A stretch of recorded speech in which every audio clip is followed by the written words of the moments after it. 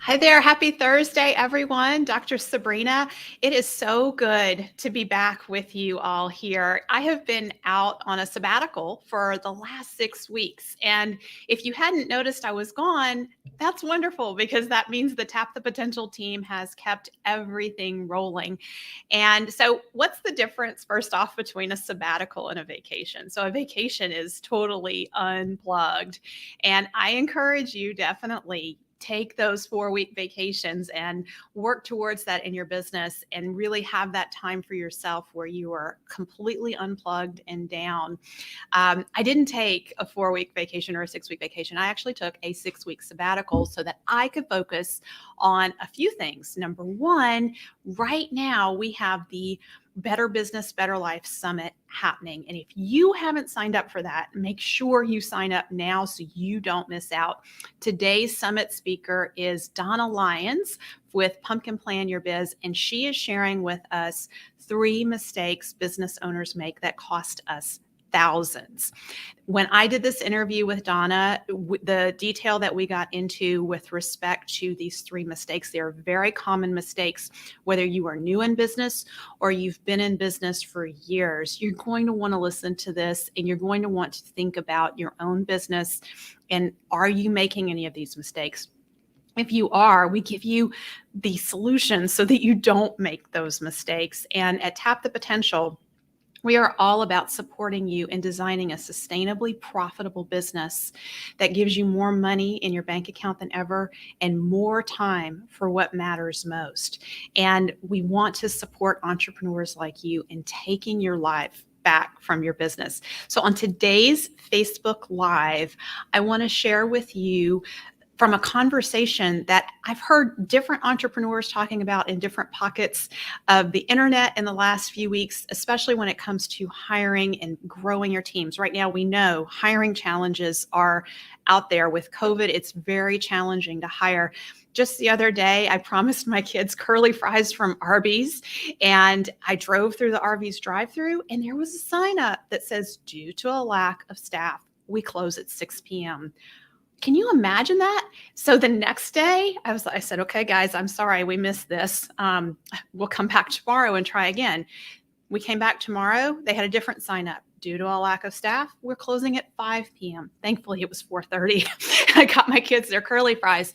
But that's how bad it is right now. There's a real scramble in the country to just hire. And so one of the things I want to talk with you about is benefits and what kinds of benefit packages that you might provide. And I want to encourage you to shift from focusing on hiring and attracting team members to focusing on retention. Start with retention first. Retain the A players that you have on your team. And I want you to know that when it comes to retention, there are some simple, inexpensive things that you can do that provide huge benefit, and they make all the world of difference in your business. So the number one thing for you to be doing is making sure that you are spending quality time and investing time, energy, and care into your A players. Find out what their career goals are and their personal goals. Find out how you can be supporting them. Ask them if they have the tools and equipment that they need to do their job and do it effectively. That's just basic level showing that you care for the A players on your team. And the reason I'm talking about this is because as we at Tap the Potential coach business owners, one of the patterns that we notice is when you have a problematic team member, somebody who's on your team who's not carrying their weight, they get a lot of attention from the business owner or the leaders in the business who are trying to work really hard to bring them up to speed. And I want to encourage you to shift that pattern. If that's happening in your business, that your A players, the ones who are succeeding, who are working hard for you, put your time and energy into growing and developing them, and then work to replace the team members who are continually requiring extra care and attention and follow up to make sure they're doing their job properly. So one thing that you can put in place in your business right now, if you don't have it in place, is to have a weekly one-to-one meeting with the A players on your team. It can be with you, or it can be with a leader on your team that they directly report to. But each A player on your team needs to have 20 or 30 minutes of devoted time to them. So that means you put your cell phone away, set it down, and you listen. Ask them how things are going. Ask what they need from you. You don't necessarily need to create the agenda for that meeting, and I encourage you not to. I encourage you to let your team members come to you and tell you what's on their mind and what they need and how you can support them to be more effective in their role. That communication and ongoing communication is the number one benefit that only costs you time to put in place that will make a huge difference to retaining your A players. It's very costly to lose your A players and replace them. So put all your focus first on retaining your A players. So that brings me to one of the discussions that was happening in our Entrepreneurs Take Your Life Back group.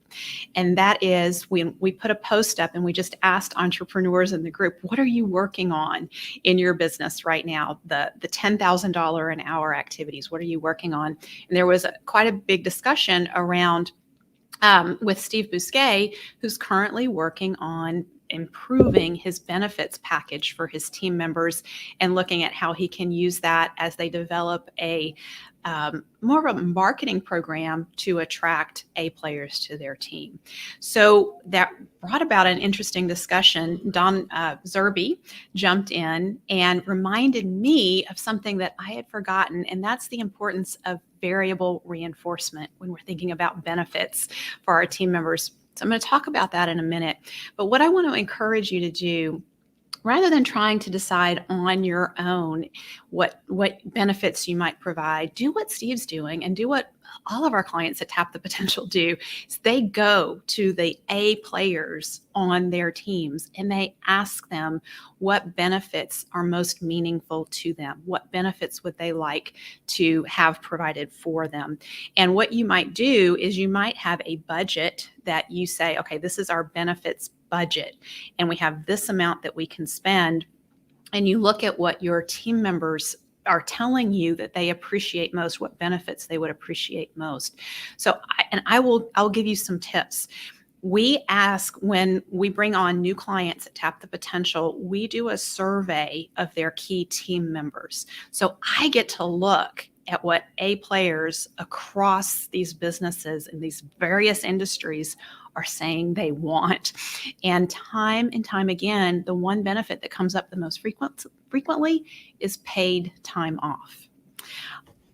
I would really encourage you to look at how you can incorporate that as a benefit for your team members, because they are looking at wanting to spend their time with what matters most, their family, and take some time off. And when they're away from the business and when they have that downtime, they come back to work refreshed and ready to go. And particularly if they're not having to worry about how they're going to pay their bills when they take that time off. So really consider adding paid time off as a benefit that you offer. The other thing that I would encourage you to consider is the traditional benefits, and asking your team members. You might send out a survey and ask your A players on your team. And remember, always gear everything around what your A players want. And the reason is that if you design a benefits package around your current A players and their needs, you will attract more A players who are like them with that particular benefits package.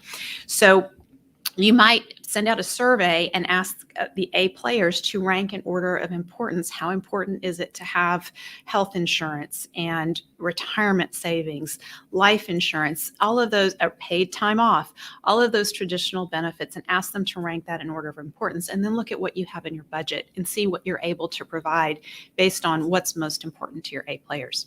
But that brings me to something else.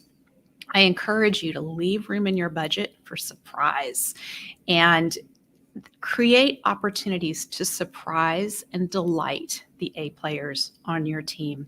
When they are working really hard for you and they do it consistently, sometimes we can take that for granted and we can forget to thank them. So the thank you and the acknowledgement for a job well done, do that. I encourage you to do that on a regular basis, but then periodically surprise them with something that is meaningful to them.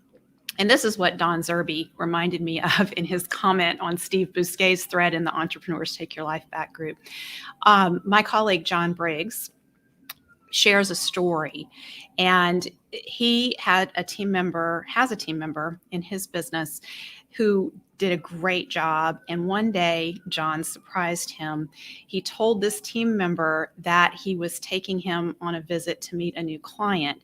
And the team member was a little confused because he was like, why is John taking me on this visit to go meet this new client? What John was actually doing is he was taking him to the golf club store, and he was having custom golf clubs made for this team member. This team member loves golf. The team member, John has a video, and it shows the team member talking about this, and the team member becomes very emotional as he shares this story. What John did is he's taken the time to get to know his team members and what's meaningful and important to them, how they want to spend their leisure time. For this particular team member, he loves golf. And for John to be so thoughtful to take the time and go through the expense of getting custom golf clubs made for him, it made a lasting impression on him. When you create meaningful experiences for your team members based on what you know that matters most to them, it's not about the money. That your team members will feel such loyalty and such appreciation for that. And when you have the opportunity to do that, kind of surprised, you're going to feel really good yourself as well. It does a lot to boost morale on the team. And the reason you want to do these things, not on a predictable basis where, you ask your A players to do X, Y, Z, and then you get a bonus. That is predictable reinforcement. It's not very powerful. Variable reinforcement is what is so powerful. It's the element of surprise and delight that is so impactful. So when you think about variable reinforcement, that's how gambling has such a strong hold on us. If you play slot machines, you put your money in and you pull the handle. Sometimes money comes out. A lot of times it doesn't.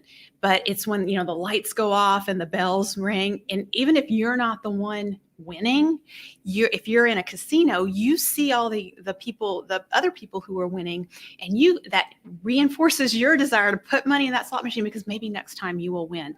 And that's the same thing that happens on your team. When you have an A player on your team and you want to do something to surprise and delight them, you don't have to do it for the entire team. You do it for that one team member, and then a few months later, you have another team member that's done something that you want to acknowledge them for. So you surprise and delight them. Leave room in your benefits budget for that. This will help you attract more A players to your team. Your team members are going to go out there and they're going to talk about this. Every time John's team member plays golf, he's thinking about his employer. He's thinking about where he works and how happy he is and that he's had a great experience. So he's going to talk to other people. He probably, when he got those golf clubs, he probably might have posted on social media. Who knows what he did? But he referenced the employer where he works. So when you are wanting to attract those A players to your team, the best place to start, like Steve is doing at American Landscape and Lawn Science, Steve is looking at what can I do to take care of my existing team and the benefits. And in that learning in what he's doing, he will also be designing something that's going to be very attractive to the A players that he wants to bring in there. So there's no Band-Aid quick fix when it comes to hiring A players. Working to become a great place to work and an employer of choice by getting to know your current A players and what matters most to them will help you create a system that will bring in more A players. And our research shows that the majority of small businesses, over 75%, do not have a system for retaining A players. 89% do not have a system for attracting A players. If you work on this, you are going to stand out. And it's so easy to stand out and be an employer of choice when you create a safe, supported, respectful environment for your A players. That's what I have for you today. Be sure, if you haven't signed up yet, join the summit, worksupportslife.com. And if you're not in our Entrepreneurs Take Your Life Back group, where all these great discussions are happening, go to tapthepotential.com/group. I'll see you next week.